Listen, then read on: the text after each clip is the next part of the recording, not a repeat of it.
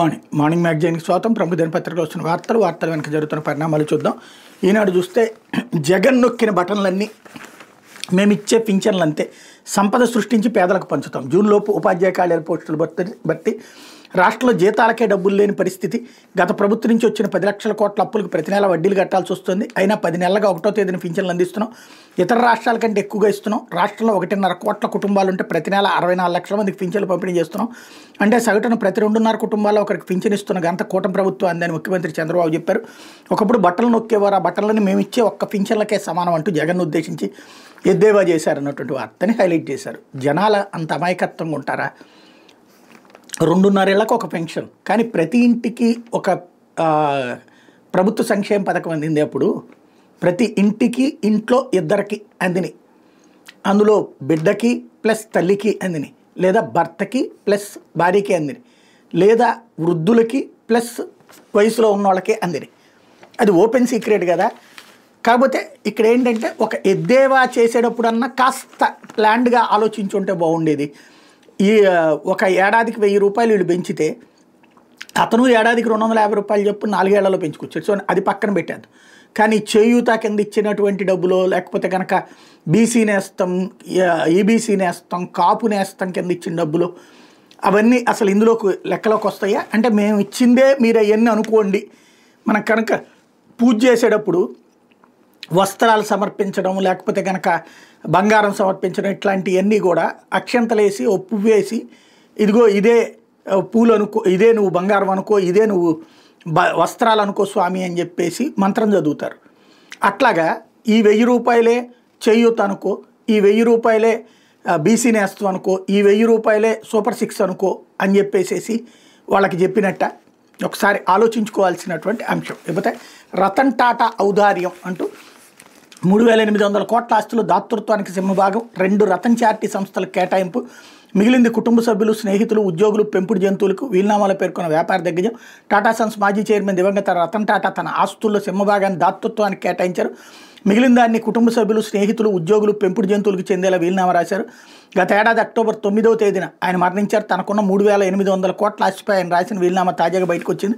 2022 ఫిబ్రవరి 23వ తేదీన ఆయన ఈ వీలునామా మీద సంతకం చేశారు. ఆస్తులో సింహభాగాన్ని Ratan Tata endowment foundation, Ratan Tata endowment ట్రస్టులకు కేటాయించారు. 2 సంస్థలు ఆ నిధుల్ని దాతృత్వానికి వినియోగిస్తే వీలునామాలో రాయని షేర్లు, పెట్టుబడులు, ఇతర ఆస్తులు ఈ దాతృత్వ సంస్థలకు చెందుతాయని వీలునామాలో రతన్ టాటా పేర్కొన్నారన్నటువంటి వార్తని హైలైట్ చేశారు. లేకపోతే బర్డ్ ఫ్లూ వైరస్తో 2 ఏళ్ల చిన్నారి మృతి, పచ్చికోడి మాంసం తినడంతోనే రాష్ట్రంలో ఇదే మొదటి కేసు, అప్రమత్తంగా ఉండాలని వైద్య ఆరోగ్య శాఖకు ప్రభుత్వ ఆదేశాలు.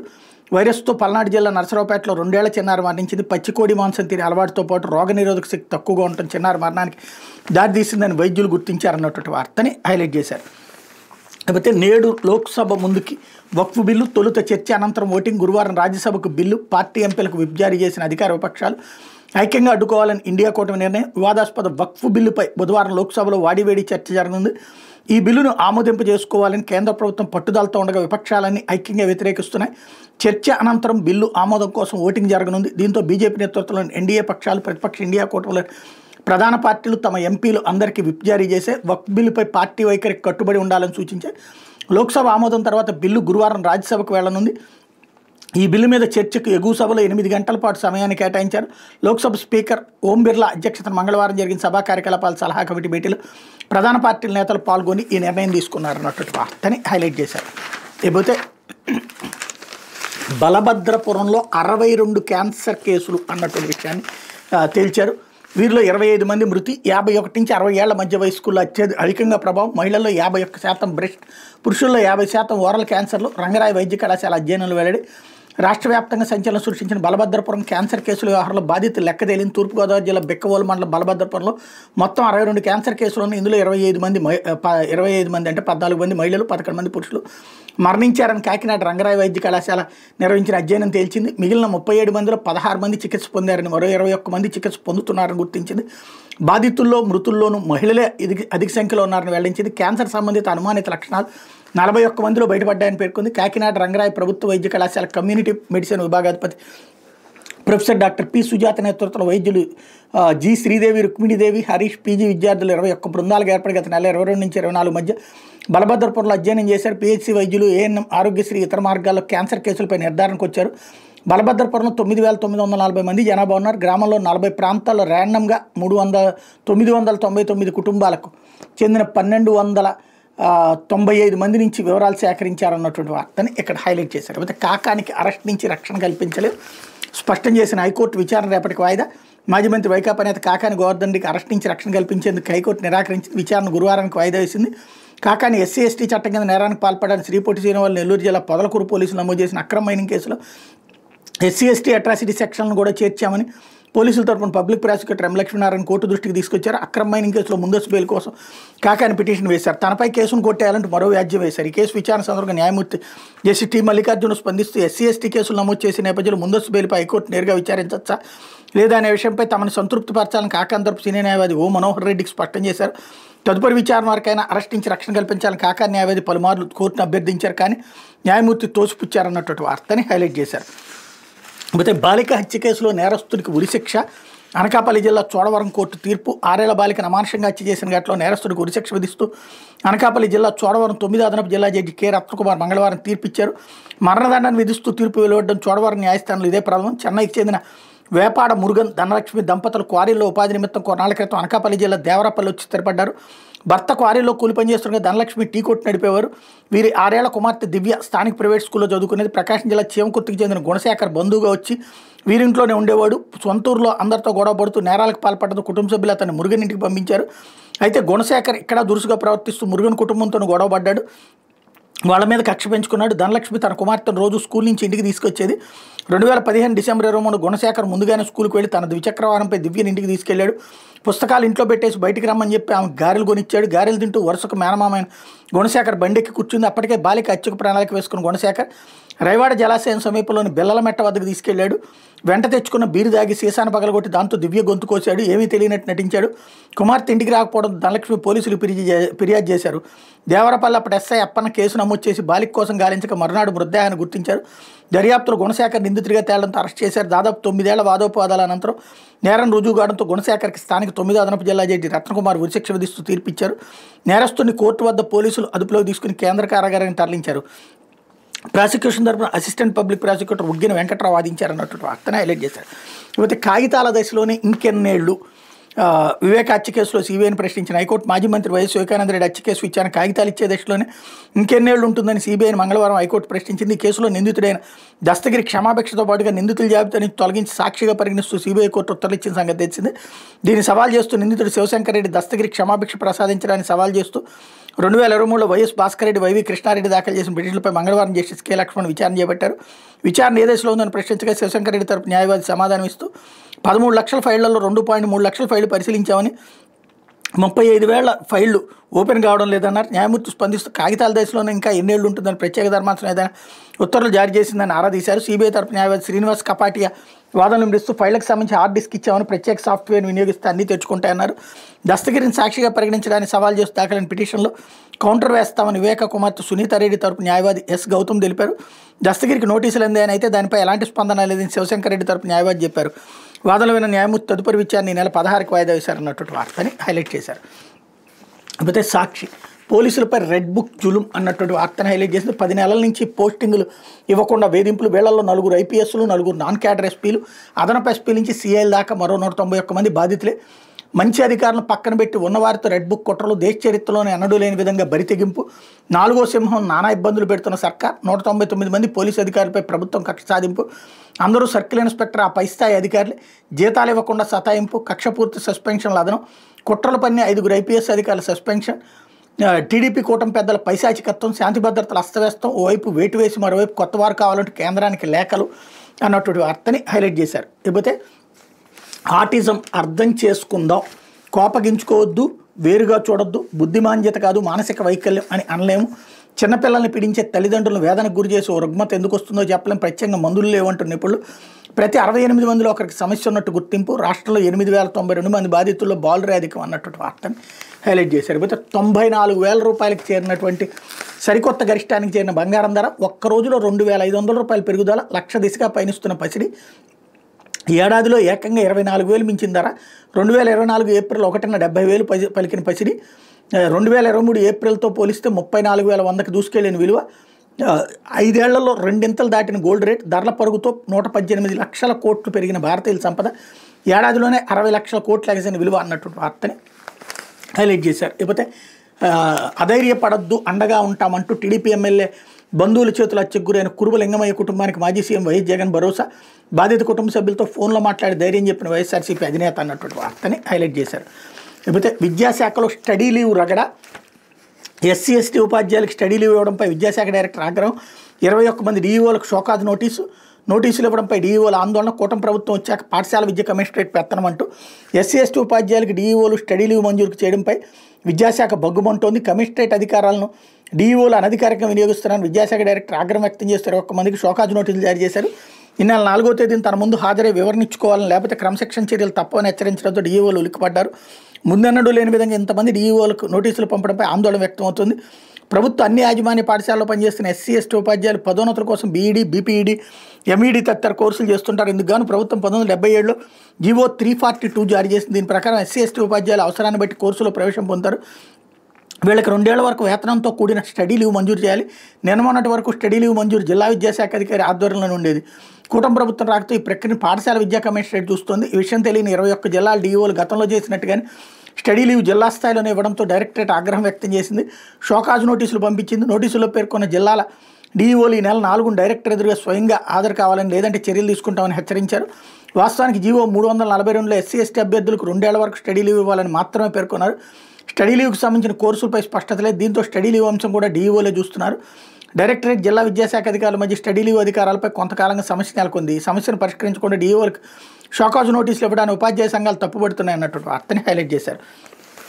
లేకపోతే ఆంధ్రజ్యోతి మినహాయింపులు లేవు అంటూ ప్రతీకార సుంకాలకు వేళయింది. అన్ని దేశాలపైన విధిస్తాం. అధ్యక్షుడు ట్రంప్ దీనిపై నేడు ఒక ప్రకటన చేస్తారు.